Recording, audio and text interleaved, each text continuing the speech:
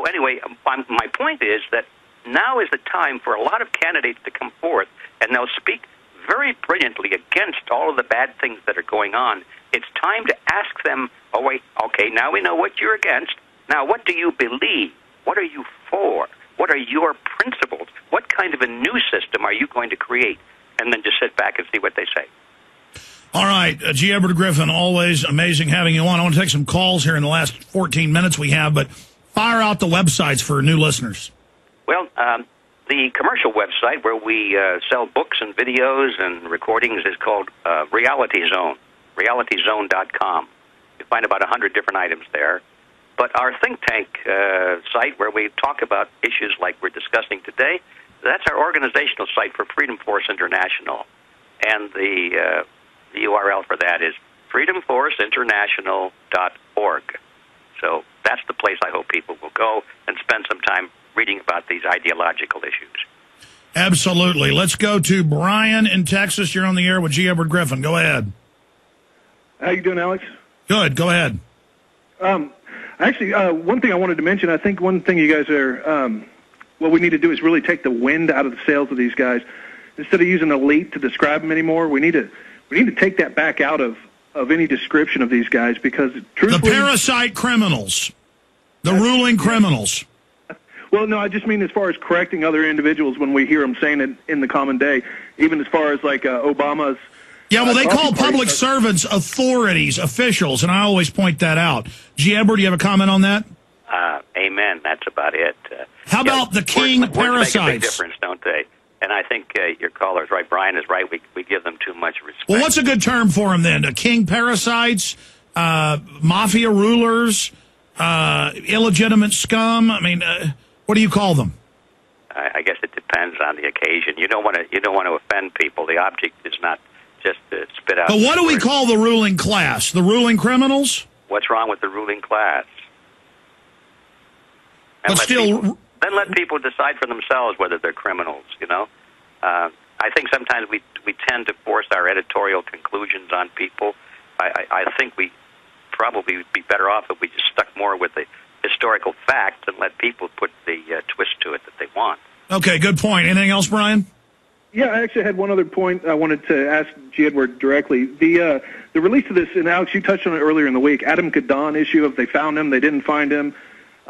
You know, do you think that's a pretext of them trying to gain sympathy for Homeland Security to come in and start going after, you know, Tea Party goers, conspiracy theorists, things like that? I think so. Go ahead, Alex. No, go ahead. Well, I think so, yeah. They want to keep that mentality of fear always present, and so they've got to talk about terrorists and threats and red alerts and yellow alerts and so forth. That's constantly there. Well, Governor Ridge admitted in his book last year they issued fake alerts. Thank you, Brian. And by the way, that's a violation of the Patriot Act to issue a fake terror threat. Let's talk to Doug in Tennessee. You're on the air, Doug. Hey, Alex, I want to ditto what Brian said. We need to stop calling them authorities and stop telling them telling that they have authorities.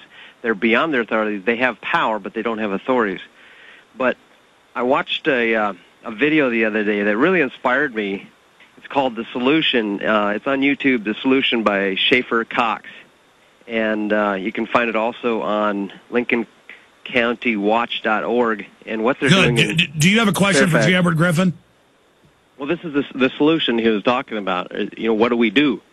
And what they're doing up there in Fairbanks, Alaska, is setting up their own court and having a common law court, and they also have a militia for enforcement, and they have a call-in line where people can call, like a 911 type situation, when their rights are being violated by, you know, even police officers. Well, I don't want to pass judgment on this, but I've seen this 100 times 100. This is very dangerous, what you're talking about. There is a common law. Our courts, set up through the state constitutions, are supposedly carrying it out, but they're not. But we'll get G. Edward Griffin's take on what you just talked about on the other side, Doug. We'll be right back.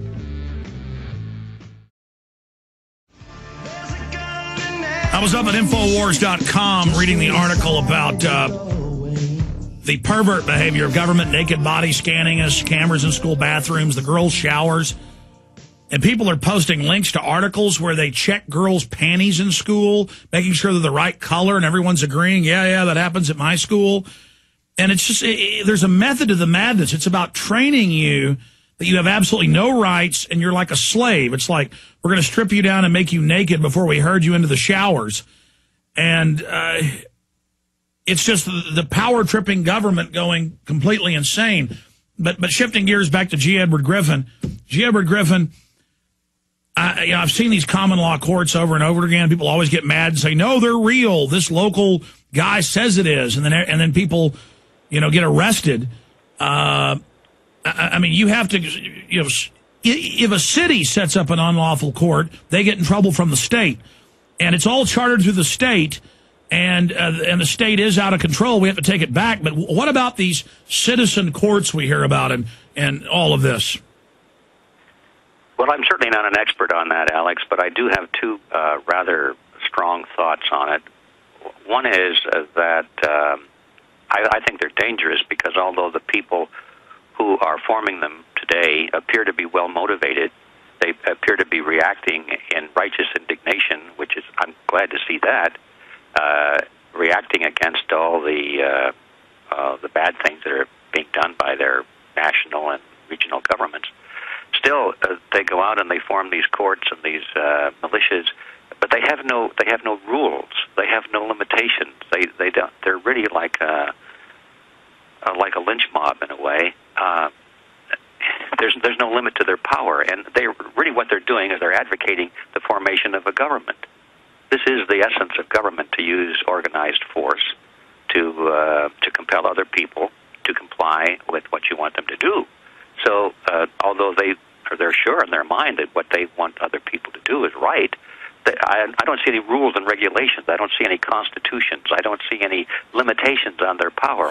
They're going to say they're following the common law and the Constitution. Well, my issue is the states are chartered by the people. We have the state constitutions. The counties are created through that. The cities are chartered by that. And Arte Saveda, without a law, can't go shut down a gun show. And so the only way these courts have any basis is a citizen's arrest. I mean, when you have lawless police operating outside the common law, shutting down a gun show, the citizens have a innate right to say no to it. But the problem is the criminal government's going to come after you. Well, yeah, that's the other issue that I said there. Two thoughts came to mind. And the other issue is that even if all these constitutional issues were solved, how are they going to enforce it? Sooner or later, they're going to have to be able to get in the trenches and shoot it out with the established so-called authorities. They're playing a new game now. They're trying to say that they're a new government to the big mafia government instead of taking the system of the government back. And all I'm saying is, folks, don't play in traffic. I mean, I think it's fine if you have committees and meetings and videotape it and hand out the Citizens Commission verdict and then go to the grand jury with it. I think it's great to investigate or sue politicians. How many times we read about these citizen courts and they go off and do something and then it turns into a nightmare. Yeah, right. Well, yeah, I like your expression, don't play in traffic. It's very dangerous. And I don't think people have thought it all the way through. I've written a little bit on vigilante action, and that's very close to this topic. Vigilantes have a very interesting history in America, and generally it's a positive history, believe it or not. Vigilantes usually spring up when their local sheriff or some local government official who has duly authority has been abusing it. Edward, we're out of time. I want to thank you for coming on, but I want to add this. Covert vigilantism has done some good. The issue is these people think by saying they have a court, that makes it legal. If you're going to be a vigilante, you better watch your butt and be secretive. G. Edward, great job. Thanks for coming on with us.